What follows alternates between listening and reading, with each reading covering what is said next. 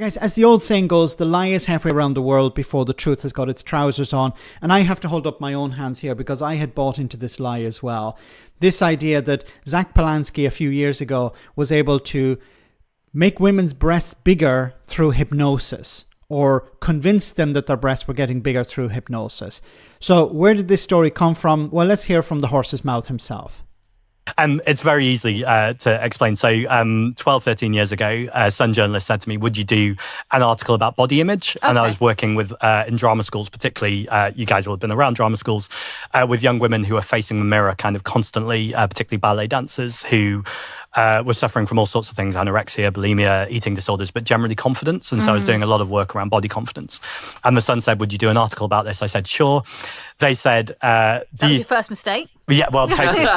Someone said to me the other day, it's a quote, if someone says they work for the Sun and they're a journalist, both of those things can't be true. I was like, great. Anyway, they then suggested this, and I said, that sounds absolutely absurd. I'm not going to do that. And they said, would you do it as an experiment? And I said, as long as you make it really clear, not something I do, not something I charge for, and this is just because you've asked me to.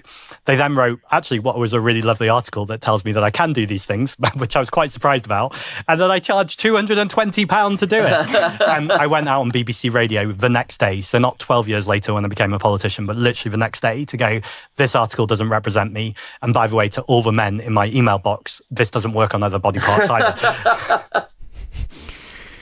So there we have it. It originated at the Scum, the Sun newspaper. So I want to mention a few things here. So first of all, the Sun newspaper exists just to sell sensationalism.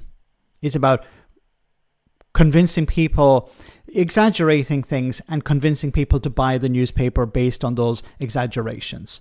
Most people don't even read the articles. They're like, oh, this is what the Sun is talking about. And the Daily Mail and other rags like that on the right do this. So it was about exaggerating a situation beyond all sorts of, beyond the extremes, beyond reality.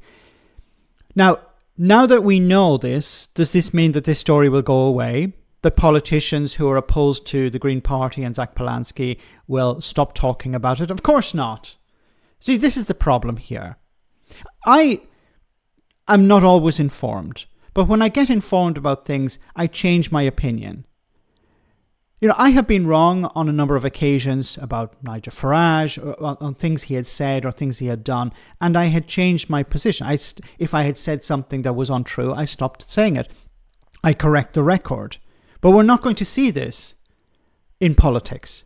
You're still going to hear people in the Conservative Party, the Reform Party, the Labour Party, unfortunately, as well, attacking Zack Polanski as somebody who was hypnotising women to convince them that their breasts were getting bigger and making money off it. When we have to ask the question, who do you think is telling the truth?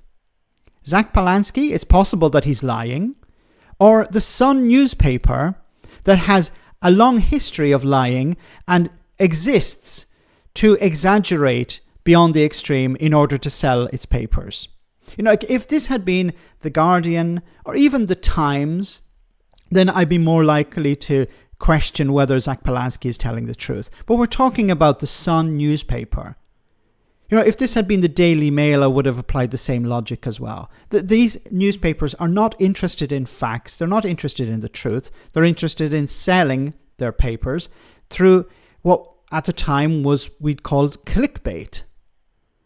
Sensational lines in order to grab people's attentions and sell the paper. So what should happen now is the people who have seen this, who understand that it was a lie, stop selling the lie, stop reporting the lie.